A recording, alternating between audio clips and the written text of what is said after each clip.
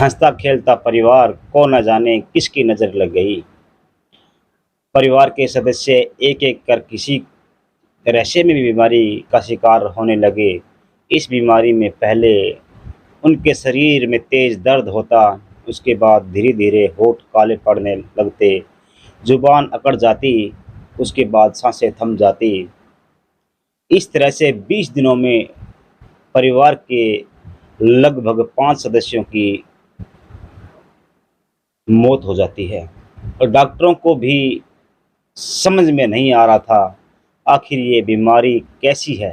लेकिन मृतकों की पोस्टमार्टम रिपोर्ट ने रहस्यमयी मौत से पर्दा हटा दिया। इसके बाद पुलिस ने जो खुलासा किया उसे सुनकर हर कोई हैरान रह गया। किसी को भरोसा नहीं था कि इन मौतों के पीछे परिवार की बहू का हाथ है।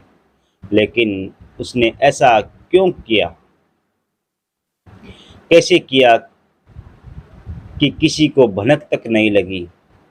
पुलिस को ऐसी कौन सी सबूत मिली कि वो कातिल तक पहुंच गई। इन सभी सवालों के जवाब आपको जो क्राइम रिपोर्ट है उसमें मिलेगा।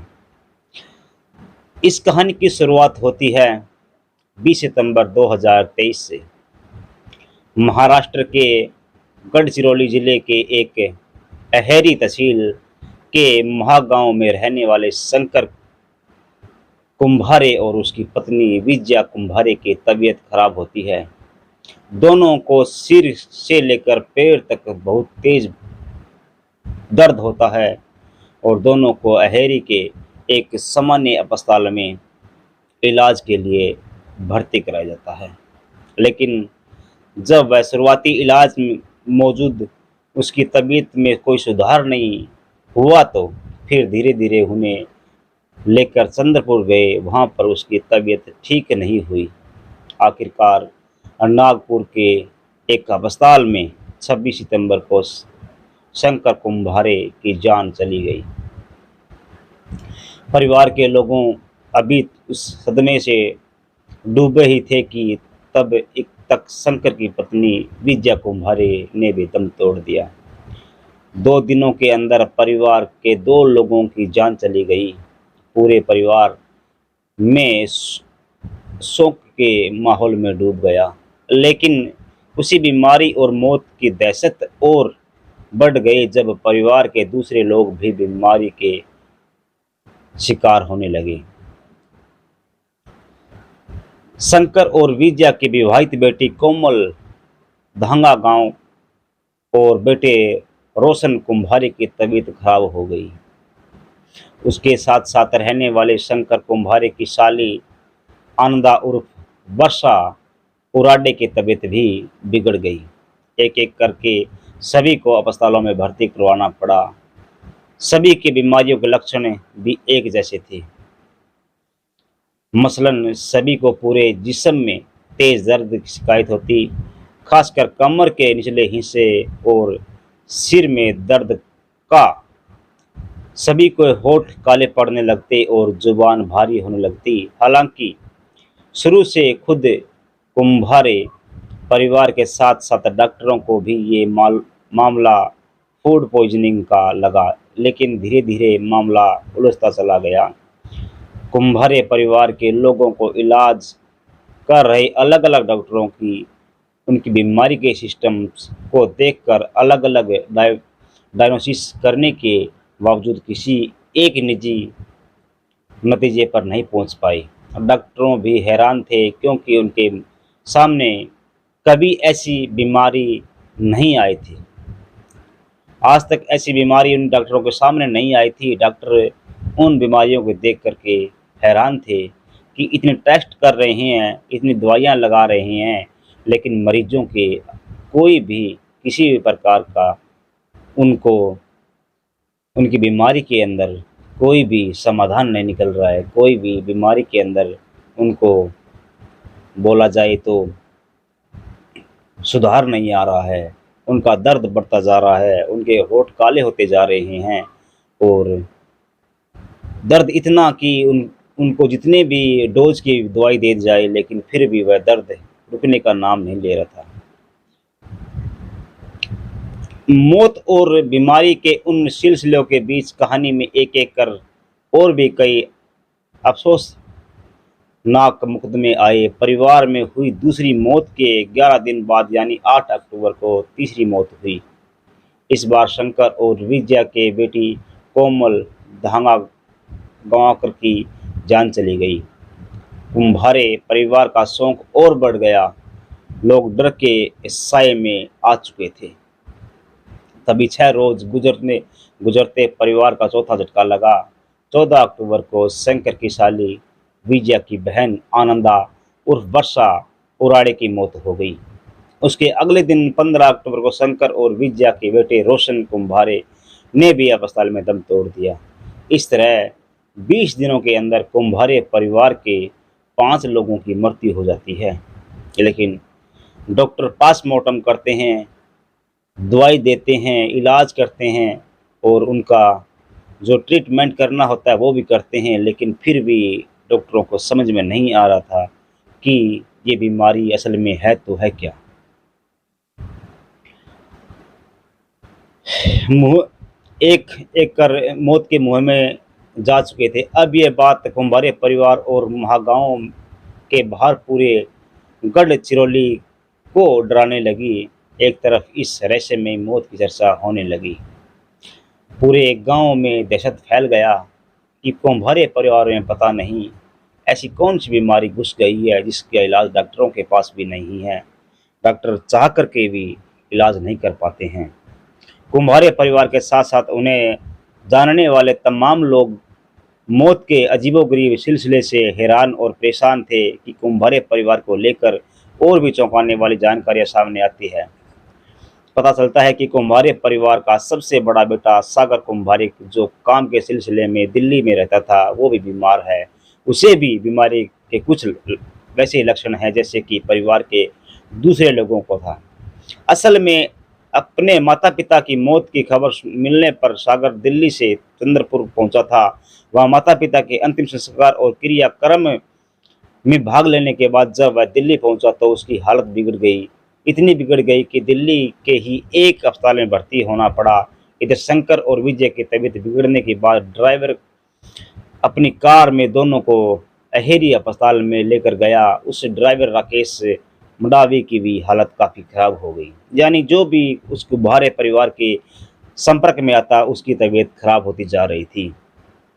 ड्राइवर राकेश मंडावी को भी अपने इलाज के लिए चंद्रपुर के एक प्राइवेट अस्पताल में भर्ती होना पड़ा। ठीक उसी तरह से उनके बीमारी रिश्तेदारों की मदद के लिए किसी दूसरी जगह से चंद्रपुर पहुंचने वाले शंकर कुंभारे का साली का एक लड़का भी रहस्यमय तरीके से बीमार हो जाता है। उसे भी अस्पताल में भर्ती होना पड़ता है। इस पूरे एपिसोड में एक गौर करने वाली बात यह थी कि कुंभारे परिवार के वही लोग बीमार पड़ रहे थे जो या वो मारे जा रहे थे जो गढ़ चिरौली में रहते थे या वहाँ से गए थे। परिवार के ऐसे सदस्य जो गढ़ चिरौली से दूर थे उन्हें ना तो किसी बीमारी का असर हुआ था और ना ही किसी की जान गई थी। यानी गढ़ चिरौली के उस मकान में या कुंभारे परिवार में कुछ जो ऐसा ज़रूर था जो लोगों को बीमार कर रहा था। एक साथ एक ही परिवार के 5 लोगों की मौत कोई मामूली बात नहीं है, वो भी तब जब परिवार में किसी को भी पुरानी बीमारी ना हो। उन 5 मौतों ने न जाने सिर्फ महागांव के बल्कि आसपास के पूरे इलाके में सनसनी फैला दी थी। इन मौत को लेकर चर्चाओं का बाजार गर्म हो चुका था। खासकर लोग उन मौतों के पीछे काला जादू यानी अंधश्रद्धा वाली बात कह रहे थे। उन मौतों के गढ़ बलूचिस्तान पुलिस के भी कान खड़े हो गए। इस बीच पुलिस की नागपुर में मारे गए लोगों को मेडिकल रिपोर्ट मिली तो उनका शक भी गहरा हो गया। असल में डॉक्टरों को भी मौत की वजह साफ साफ समझ में नहीं आ रही थी। मेडिकल रिपोर्ट के कार्डियक अरेस्ट और मल्टी ऑर्गन फेलियर को मौत के पीछे की वजह बताई गई, लेकिन एकाएक इतने लोगों के साथ ऐसा क्या हुआ कि एक बड़ा सवाल था। लिहाजा पुलिस ने जांच शुरू कर दी। पहला शक कुंभारे परिवार की बहू संगमित्रा की तरफ ही गया। ये लाजमी ही था, क्योंकि कुंभारे परिवार के सारे लोग एक एक करके बीमार हो रहे थे और मारे जा रहे थे, लेकिन संगमित्रा ठीक थी, उसको कुछ नहीं हो रहा था। पुलिस ने कुंभारे परिवार की बहू संगमित्रा को पूछताछ के लिए बुलाया तो राज खुल गया। संगमित्रा ने पहले तो पुलिस को धोखा देने की कोशिश की, लेकिन सबकी बीमारी और उसकी तंदुरुस्ती के सवाल को पर वो फंस गई। उसने ससुराल वालों के मौत के पीछे अपने हाथ होने की बात तो मान ली, लेकिन यह कहकर चौंका दिया कि इस साजिश में उसकी माँ, मम्मी, राजा रामटेक थी भी शामिल है। लेकिन इस सवाल का ये आखिर संगमित्रा और उसकी मम्मी रोजा की कुंभारे परिवार से क्या ऐसी दुश्मनी थी? आखिर उन्होंने कुंभारे परिवार की जान ले ली, लेकिन ऐसा कौन से जहर का इस्तेमाल किया जिससे अब तक मौत की वजह भी साफ नहीं हुई है और एक एक कर सारे लोग मारे जा चुके थे। ऐसी अजीबोगरीब जहर उन्हें मिला कहाँ से? क्या इस कत्ल को सिर्फ वही दोनों शामिल थे या फिर उसके पीछे कोई और भी था? पुलिस का अब इन सवालों का जवाब जानना था, जिसकी कोशिश शुरू हो गई थी। गढ़चिरौली पुलिस के संगमित्रा और राजा को हिरासत में ले लिया। संगमित्रा से पूछताछ करने पर पता चला कि उसके कुंभारे परिवार के बेटे रोशन से अपने घर वालों की मर्जी के खिलाफ जाकर लव मैरिज की थी।